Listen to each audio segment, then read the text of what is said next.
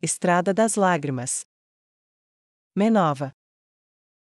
Nua ficou muito feliz. Os trabalhadores que ela contratou eram tão bons quanto Mussula havia prometido. Em 2 dias eles demoliram todo o conjunto de edifícios e lançaram todas as fundações para as substituições. Na noite do 2º dia, Nua foi movida por um impulso que não conseguiu resistir. Estou comprando a refeição de hoje para todos vocês. Fiquem aqui quando terminarem, e eu vou garantir que vou enchê-los como um peru. O que é um peru? Perguntou um minotauro. Pássaro grande, você o mata, enfia coisas no seu cu, depois de estripá-lo, cozinhá-lo, comê-lo e relaxar. Nua disse sem rodeios, comida popular no inferno. Suas palavras foram curtas e diretas, o que eles pareciam favorecer, mas ela atraiu alguns olhares engraçados quando comentou sobre o fato de ser popular no inferno.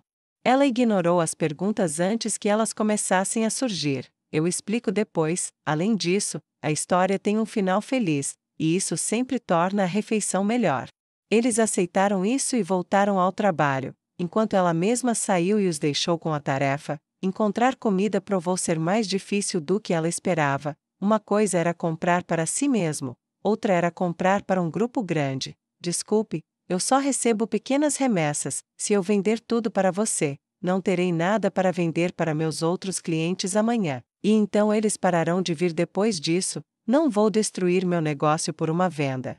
A resposta veio de mais de um comerciante, até que ela teve um momento de inspiração que a fez dar um tapa na testa e seus olhos se arregalaram. Ela entrou na loja seguinte. As prateleiras estavam quase vazias de comida. As caixas onde grãos de vários tipos eram guardados estavam quase completamente vazias. Não completamente, mas estavam baixas. Sua observação da rua mostrou que não havia muitos compradores por aí. Então o que ela viu refletia remessas muito pequenas. Ela inclinou a cabeça para trás e olhou para uma minotauro que claramente já tinha visto dias melhores. Ela estava cheia de cicatrizes e andava mancando. Embora tivesse músculos grossos, ela se movia lentamente como se estivesse doente e não estivesse totalmente recuperada. Seus olhos estavam apáticos, e seus pequenos chifres que a marcavam tanto como uma mulher quanto seus seios, pareciam opacos e lascados em vários lugares, apesar de seu evidente declínio. Ela respondeu quando Nua se aproximou. Eu vi você. Você é o elfo que está fazendo toda a construção do outro lado da praça perto do pavilhão. A mulher minotaura disse em um tom banal que disse a Nua que ela realmente não se importava. Sim. Eu quero comprar comida para meus trabalhadores, eles trabalharam duro e eu quero dar a eles um pequeno bônus. Nua disse enquanto olhava ao redor. As tábuas e vigas de madeira dentro da pequena loja já tinham visto dias melhores. Não havia muito nela que não fosse levado pelo vento forte, os outros não estavam muito melhores. A comerciante bufou e resmungou. Não posso vender para tantos. Ela começou e Nua levantou as mãos para cima e para baixo para fazer a mulher parar.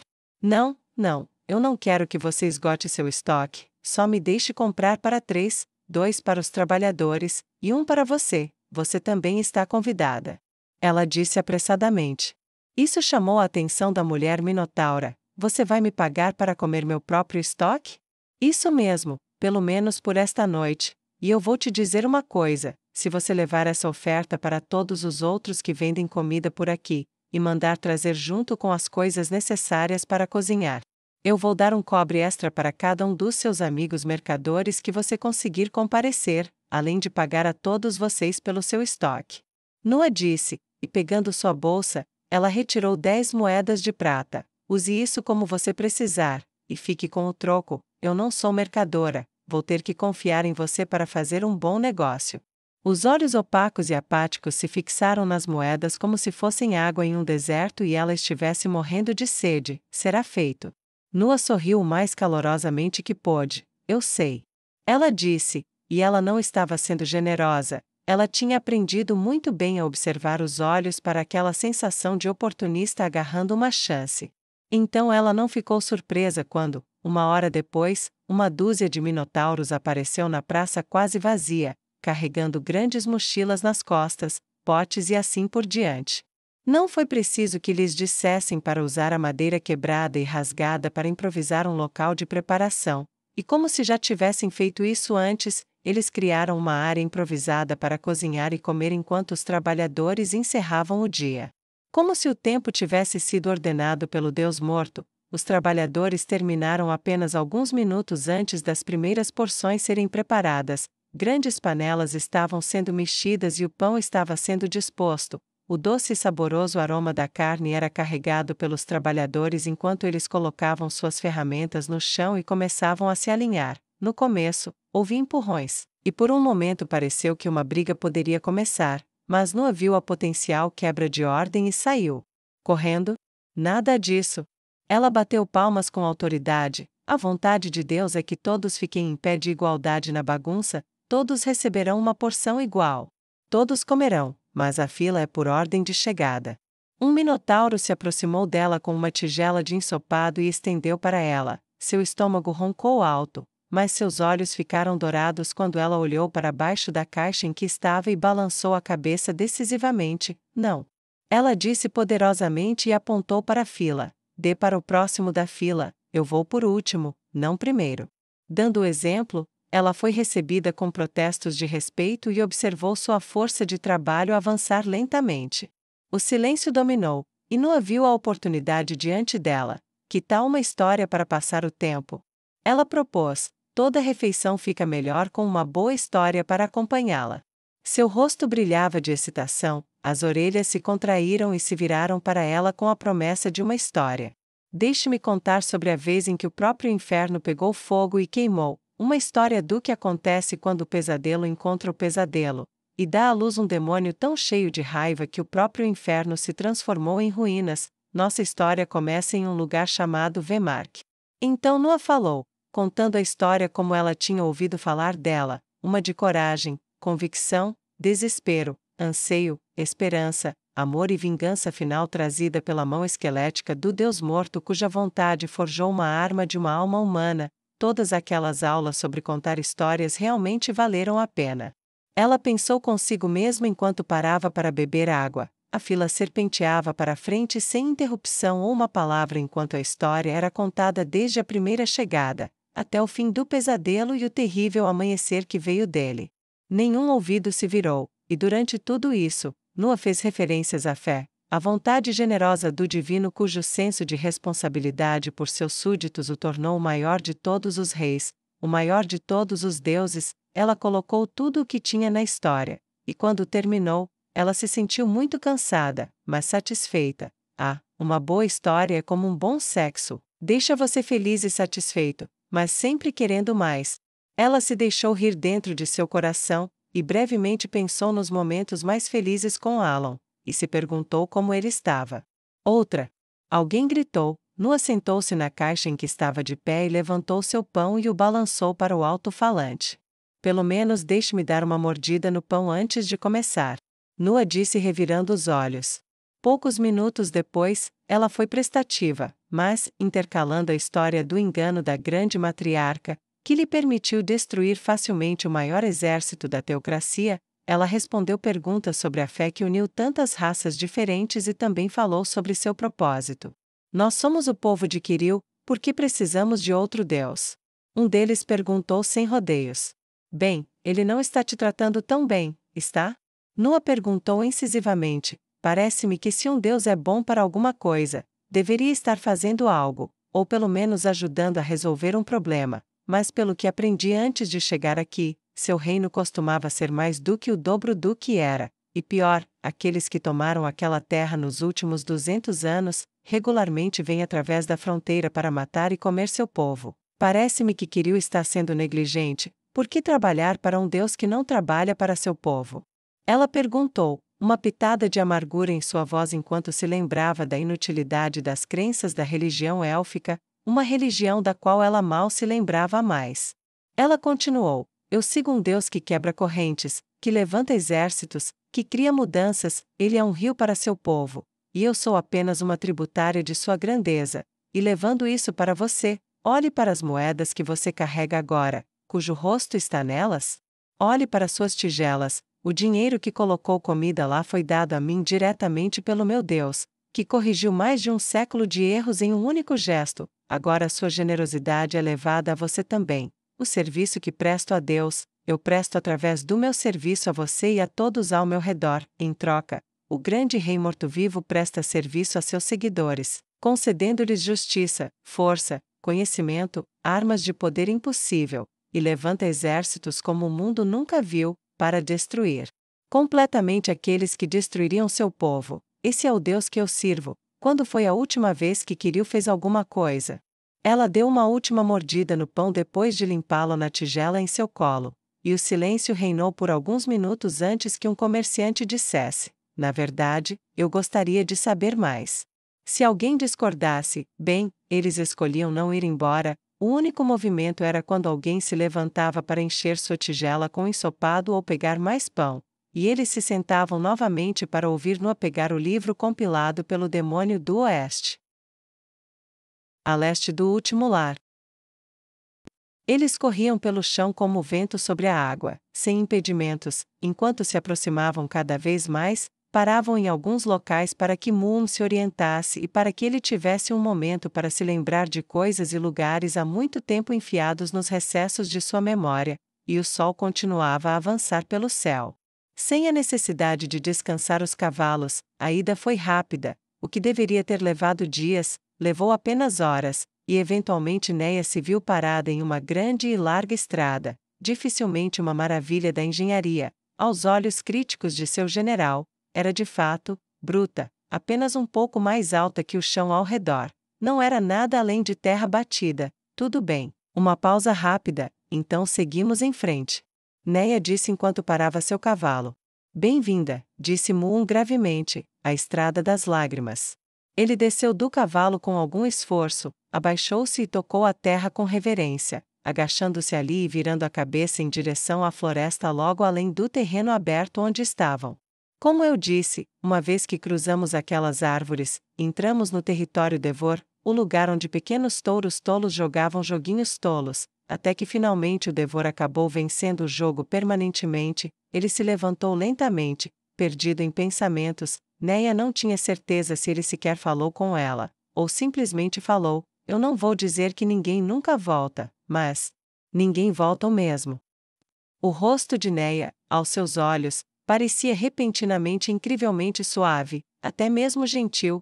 Os nós dos dedos dela ficaram brancos enquanto ela segurava o cavalo. Por que chamam isso de Estrada das Lágrimas? Ela perguntou com uma sensação de desânimo ao relembrar a história dele. Porque virou um costume para aqueles que perderam entes queridos para o Devor, vir para esta estrada e andar para cima e para baixo para lamentar e lamentar a perda por 7 dias. A maioria não tem mais coragem de cruzar a fronteira, seja porque temem por si mesmos, ou pela retribuição do Devor que pode cair sobre todos os outros. Então, eles andam, eles lamentam. Eles clamam a Kirill para enviar seu anjo para escolher alguém digno de elevação, para restaurar nosso povo. Você? Neia perguntou enquanto desviava o olhar, em direção à floresta densa. Ele assentiu. Muito antigamente, tenho uma vaga lembrança de estar sentado sobre os ombros do meu pai, mugindo e chorando para a floresta, um rosto, apenas vago na minha mente agora, alguém de quem eu gostava, talvez amasse do jeito que os pequenos amam, um sentimento de tristeza que eu não entendia, alguém levado embora, não importa agora, quem quer que fossem. Eles estão mortos há muito tempo se tiverem sorte. Visitei aqui várias outras vezes, até que não sobrou ninguém que valesse a pena. Lamentar, vim aqui pelos meus amigos, e agora, duvido que haja alguém do antigo lugar, embora eu saiba que a vila ainda está lá. Ele se abaixou e pegou uma pedra perdida e jogou na floresta. A pedra se cravou profundamente no tronco de uma árvore, o tronco balançou e algumas folhas caíram. Neia pegou seu odre de água e bebeu profundamente dele. Então jogou para Moon. Ele pegou facilmente e bebeu o que sobrou, e jogou de volta para ela, vazio. Obrigado. Ele disse sem rodeios. Ela assentiu e guardou o objeto. Engraçado, eu meio que esperava palavras de conforto ou algo assim, acrescentou o Minotauro. Neia balançou a cabeça. Eu não sou tão boa assim nessas coisas. Minha esposa é, meus amigos são, mas o que posso te dizer? Eu não sou boa nisso. Eu mesma me afastei das ruínas de uma vida e construí uma nova sobre os ossos dos meus inimigos. Eu sei mais sobre vingança do que perdão. O único conforto que posso te dar nisso é: eu vou matar todos eles, cada um dos invasores que cruzaram a fronteira hoje. Isso será um bom começo. Moon disse rispidamente. Neia olhou para a floresta enquanto Moon voltava para seu cavalo e montava desajeitadamente. Quão longe nessa estrada até chegarmos ao forte? 1 ou 2 dias normalmente, mas chegaremos lá antes do pôr do sol nessas coisas. Ele deu um tapinha no pescoço do cavalo morto-vivo com considerável apreciação. Então, tudo bem, se você quiser ir. Você pode ir, Neia disse hesitante. Com licença? Moon perguntou, sua cabeça e corpo eretos, ofendido. Eu disse, você pode ir, escute, eu não sei quantos existem por aí, ou o que eles podem fazer. Você assumiu riscos o suficiente só me trazendo aqui. Neia virou seu rosto ensanguentado para ele e disse sem rodeios, eu não tenho o direito de pedir para você arriscar sua vida ainda mais. Eu te disse.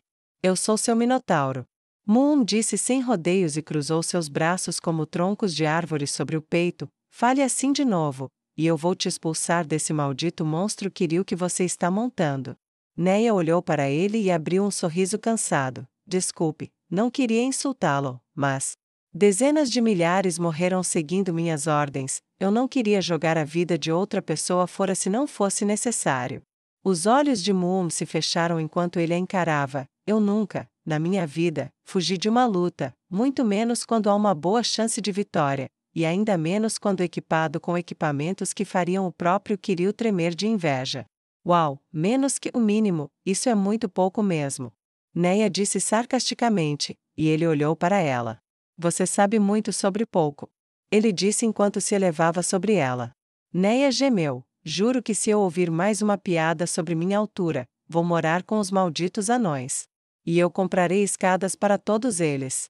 Moon respondeu com um brilho nos olhos enquanto o clima mudava e Neia começou a rir.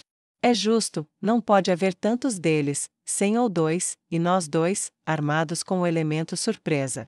Eu diria que eles estão em menor número. Neia disse corajosamente, tudo bem, já chega de descanso, vamos lá. Ela esporeou seu cavalo e Moon agarrou-se com força ao cavalo morto-vivo novamente. Neia parecia estar mantendo os olhos fixos à frente, mas na realidade ela estava examinando o caminho para a esquerda e para a direita. As árvores eram impressionantes, longe de serem como as árvores altas de sua casa, eram muito largas, com galhos longos e grossos que se espalhavam uns nos outros, criando um grande dossel de folhas verdes grossas além da estrada em ambos os lados. Era fácil imaginar crianças pequenas brincando lá dentro, mas não havia muito mais que passaria por ali. Finalmente a estrada fez uma curva, e ela ouviu o motivo. Um riacho corria ao lado dela. Ela diminuiu a velocidade e tirou seu cantil, então desmontou. Fique de olho. Neia disse calmamente enquanto deslizava pelo pequeno barranco e mergulhava a boca do cantil na água. Ela estava cristalina, fresca e fria. Quando seu cantil estava cheio, ela bebeu, então o encheu novamente, e bebeu novamente, então o encheu novamente, e se virou para jogá-lo para Moon. Ele jogou de volta, ela o encheu novamente em silêncio enquanto ele ficava de olho, examinando ao redor deles, até que finalmente ele terminou de beber e ela completou mais uma vez antes de voltar para a estrada. Espere. Ela hesitou enquanto olhava mais de perto para as árvores. O quê? Moon perguntou e cerrou o maxilar com força, como se esperasse um aviso. As árvores, elas estão todas conectadas? Neia perguntou ao ver que os galhos, de fato, não estavam apenas se tocando, eles estavam fundidos, como se tivessem crescido juntos. Sim, esta é a árvore eterna, esta floresta inteira é uma só. Kiryu sabe onde começou, mas ela vem crescendo assim há mais tempo do que minha raça tem um reino. É por isso que a chamamos de árvore eterna. Bem lá no fundo, em algum lugar, há ruínas de um reino élfico que foi extinto há séculos. Ninguém sabe como, alguma calamidade, eu nunca as vi. Mas o bisavô do meu avô ouviu histórias sobre brincar entre as ruínas de seu próprio avô. Alguns dizem que eles fizeram a árvore assim, para esconder o que sobrou delas depois que algum desastre quase destruiu tudo. Leve isso como algo que vale a pena. Moon deu de ombros passivamente. Será algo maravilhoso de se ver, Neia comentou em resposta. Ninguém além dos Devor está aqui há mais de 200 anos. Moon disse a ela. Enquanto ela esporeava seu cavalo para a frente lentamente, Ela olhou para ele com olhos escuros e disse novamente em uma voz que não era sua: será algo maravilhoso de se ver. Seu punho subiu e agarrou o pingente que pendia de seu pescoço e apertou-o com força enquanto ela fechava os olhos. Porra, isso dói.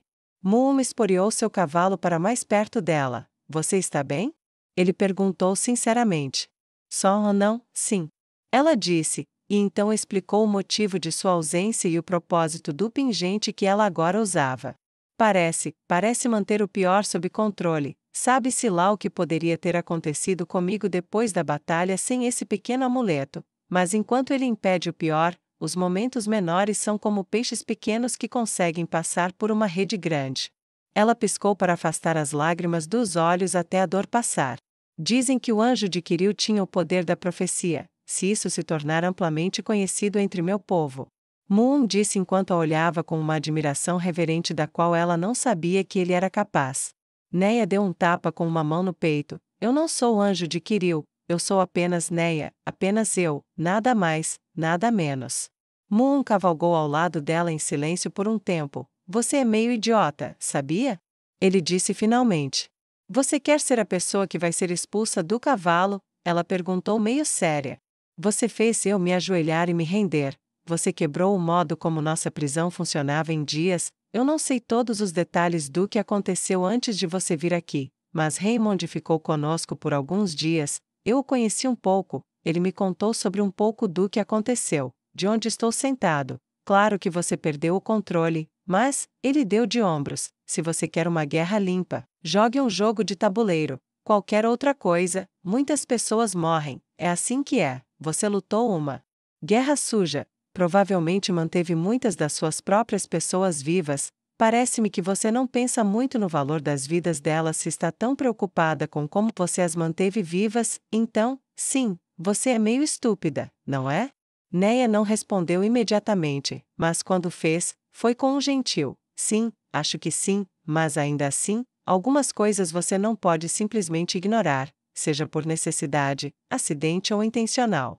Moon deu de ombros com seu habitual desdém e olhou para o céu para rastrear o sol. Devemos sair da floresta em breve, o forte fica perto de lá.